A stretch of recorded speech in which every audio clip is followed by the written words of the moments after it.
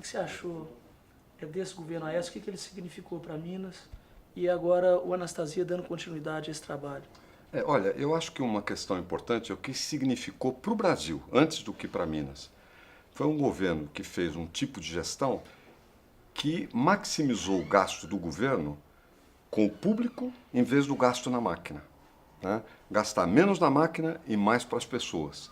Eu acho que isso, nesse sentido, foi um bom exemplo para o Brasil e foi um bom marco na história político-administrativa de Minas. Houve uma mudança. Segundo, o governo aqui soube ter prioridade.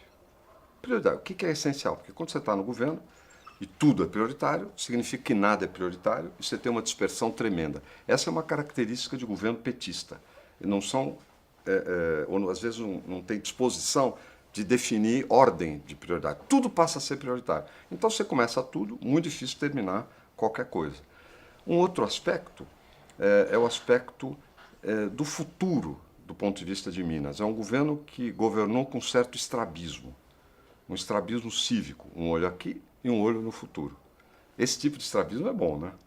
E olhando para o desenvolvimento, eu dou um exemplo, o Triângulo Mineiro. O Triângulo Mineiro precisa, tem todas as condições de produzir a matéria-prima para adubo, né, e para defensivos, mas para adubos, que é uma coisa muito importante. E a agricultura brasileira depende das importações. O governo aqui ficou insistindo num projeto, a Petrobras não fez, inclusive se dispôs a investir no gasoduto, que precisa gás, para esticá-lo de São Carlos de São Paulo até o Triângulo.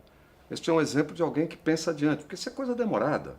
Mas se você não começa hoje, você não faz. O centro administrativo é outro exemplo, que tem um papel importantíssimo na Grande Belo Horizonte.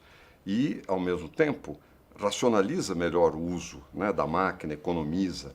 Enfim, é um governo que trabalhou bem no presente e trabalhou bem para o futuro. Você falando aí do centro administrativo, eu passo muito aí na BR-040, né, que vai daqui até Juiz de Fora, depois vai ao Rio.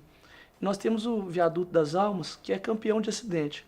Você acredita que o governo Lula começou a fazer o Viaduto das Almas, um viaduto, ao mesmo tempo que o governo de Minas começou o centro administrativo, uma obra imensa. O centro administrativo está pronto, o governo está lá, o Viaduto das Almas até hoje não foi entregue à população. Só as almas viram. Exatamente. O Viaduto das Almas, só as almas viram. E olha, é muito mais fácil fazer um viaduto do que um centro administrativo. Com certeza. Que é uma verdadeira cidade, né? Que a quantidade de detalhes é incrível. Mas é uma característica, né? Você veja, no caso de outros investimentos, por exemplo, metrô, que fica inacabado, né? É uma característica do funcionamento do governo federal. De fato é. Belo Horizonte já sofre com o trânsito há anos e cada vez vem se agravando. Pode estar certo o seguinte, não vai parar de piorar se não houver uma intervenção muito forte. Pois é, e aqui aconteceu algo realmente incrível. Nós tivemos, durante muito tempo, administrações petistas na prefeitura de Belo Horizonte. Durante o governo do PSDB federal, o metrô em Belo Horizonte andou. Poderia ter andado mais, é verdade, mas andou. Quando o presidente Lula assumiu, o metrô parou. Durante o mandato do Lula, do PT no governo federal, não foi feito um metro sequer de metrô em Belo Horizonte. Mesmo com a Dilma, que é mineira, que se declara amor por Belo Horizonte, ela é responsável pela infraestrutura do governo, por todos esses programas de obra do governo, ela não foi capaz de fazer um metro para o metrô em Belo Horizonte. A gente via, confesso com uma ponta de inveja muito grande, o metrô caminhando muito rápido em São Paulo. Você acha que dá para a gente recuperar esse tempo perdido em Belo Horizonte? Eu acho que tem que recuperar, porque quanto mais Belo Horizonte cresce, mais caro vai ficando tudo. O anel viário, quanto maior Belo Horizonte, mais caro sai o anel viário. Nós gastamos em São Paulo um trecho do anel viário, 5 bilhões. Né? Por quê? Porque você tem desapropriações, custa caríssimo, traçados, meio ambiente, etc. Metrô, tem que tocar. Nós tocamos em São Paulo, o metrô lá é estadual. Então, o que eu fiz? Vendemos o banco comercial que a gente tinha, na nossa caixa só mantivemos o banco de desenvolvimento.